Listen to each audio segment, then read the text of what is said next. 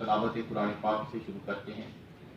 औज़ु बिल्लाहि मिनश शैतानिर रजीम, बिस्मिल्लाहिर रहीम। अलम नशरह लक सदरक व वदअना अन्का ज़िक्रक व रफ़अना लक ज़िक्रक फ़इन्न मअल उसरि युस्रा इन्न मअल उसरि युस्रा फ़इज़ा फ़रग़्त फ़ंसब व इला रब्बिका फ़रग़ब। सदक़ल्लाहुल अज़ीम। अब मैं आज के लेक्चर के बाकायदा आगाज़ के लिए चौधरी मोहम्मद जुनैद अख्तर मकियाना साहब को दावत देता हूँ कि वो डाइस पे आएँ और आज के लेक्चर का आगाज़ करें। ये आवाज़ सही है। नहमदुहु व नसल्ली अला रसूलिहिल करीम। अम्मा बाद फ़अऊज़ु बिल्लाहि मिनश शैतानिर रजीम। बिस्मिल्लाहिर रहमानिर रहीम। आज का हमारा लेक्चर सिविल दावा ड्राफ्ट करने के बारे में है। गुज़श्ता लेक्चर में हमने क्रिमिनल की सीआरपीसी की सेक्शन 22A और 22B के बारे में आपको बताया था और आपको तफसीली बताया था कि सेक्शन 22A और 22B की पिटीशन कैसे दायर करनी है, इसको ड्राफ्ट कैसे करना है और इसमें हमने कौन सी रेमेडी सीख करनी है। आज का ये जो हमारा 11th लेक्चर है, ये उस लेक्चर सीरीज का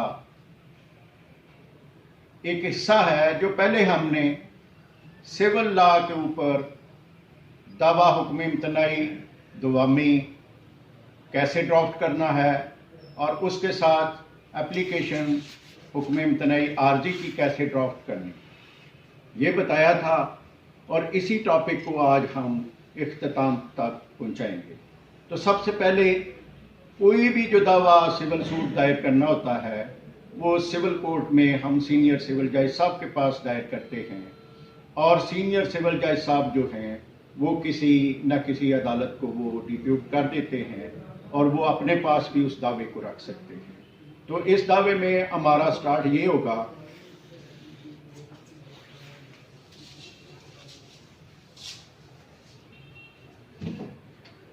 बादालत जनाब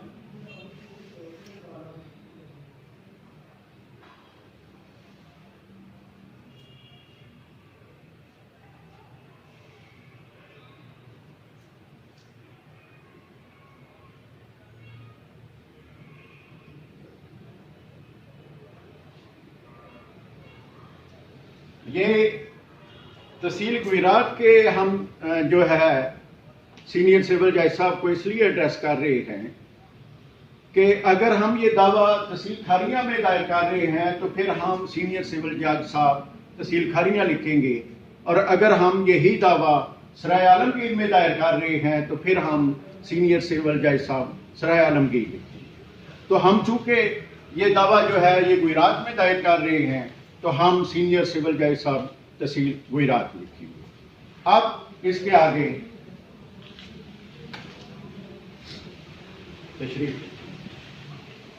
इधर आते हैं।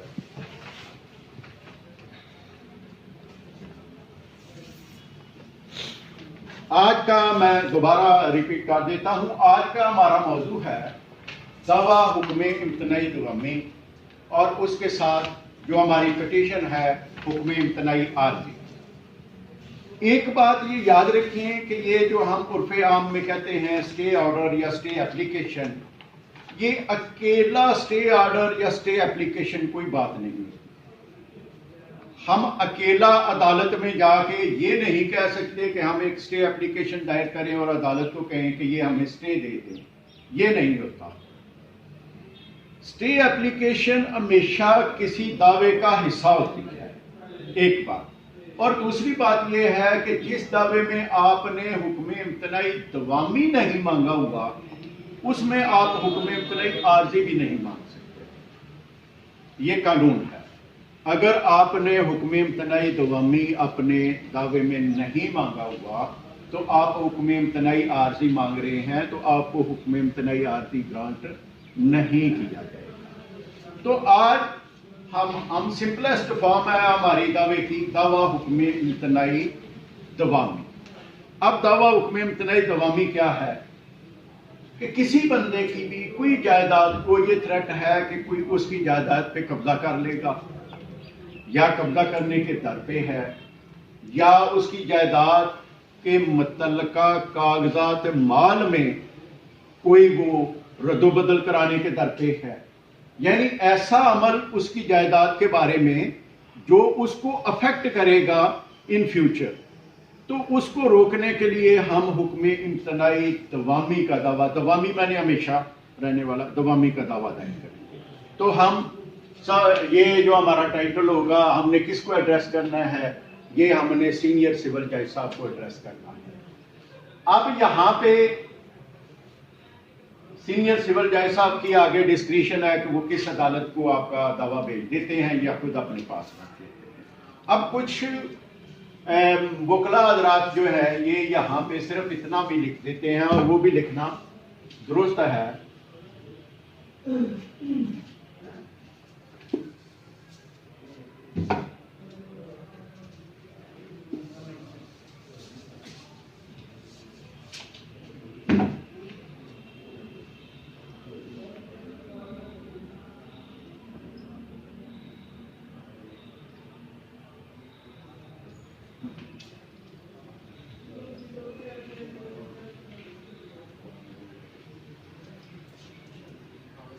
हमने सीनियर सिविल जज साहब को नहीं एड्रेस किया, हमने डायरेक्ट दीवानी अदालत को एड्रेस कर दिया है। तो ये लिखना दुरुस्त है कि हमने डायरेक्ट दीवानी, किसी ना किसी सिविल अदालत के पास ही जाना है, तो हमने डायरेक्ट दीवानी अदालत को एड्रेस कर दिया।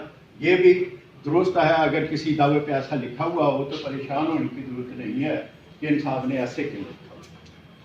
अब आगे वही बात कि हमारी जो पार्टीज हैं, पार्टी 1 है, 2 है, 3 है, 4 हैं, वो सब का हमने नाम लिखना है और पूरा एड्रेस लिखना है, साथ उनकी कौम भी लिखनी है। For example A world B कौम जो भी होगी, हम फॉर एग्जाम्पल जाट लिख लेते हैं। अब साकन है, साकन हम लिख लेते हैं, कोई भी लिख लेते हैं, सी लिख लेते हैं, तहसील व जिला विला। अब ये जो लफ्ज साकन है, इस लफ्ज साकन को अगर पीछे हमारे 2 या 3 या 4 आ गए हैं, तो इस साकन की जमा जो है वो साकन हाय होती है। हमारे यहाँ आमतौर पे इसको गलत लिखा जाता है, लोग लिखते हैं सकनाए, नहीं, साकन हाय। ये नून, ये इसकी जमा है, और एक इसकी और जमा भी है।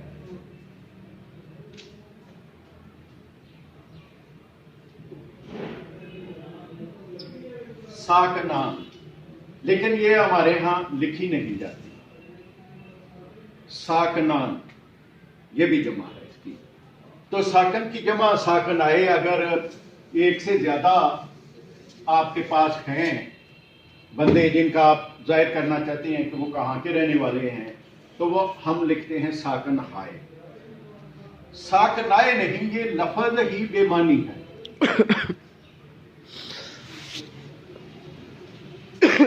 ये सकनाए जो है ये लफ्ज बेमानी है, ये लफ्ज है ही नहीं, शुरू से है ही नहीं, इसलिए ये ऐसे नहीं। अब ना वही हम फर्ज ही कर लेते हैं, ए वल बी कौम सी साकन डी, तो वही तहसील व जिला विला। अब आगे हमने वो चीज डिफाइन करनी होती है कि हम हमारे दावे की किस्म कौन सी है। तो वो क्योंकि बोर्ड हमारा कम है, इसलिए इसको मिटा के आगे लिखना पड़ता है।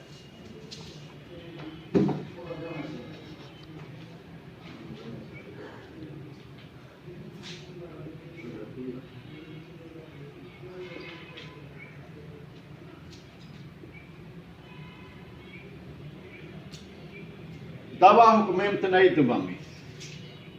अब कानून ये है कि अगर आपने अपने दावे में हुक्म इम्तनाई आर्जी की एप्लीकेशन का जिक्र भी नहीं किया हुआ तो इसका मतलब है कि आप हुक्म इम्तनाई आर्जी नहीं मांग रहे और फिर भी हुक्म इम्तनाई आर्जी आपको नहीं लिया जाएगा। इसके ऊपर प्लेंटी ऑफ केस लॉ मौजूद है।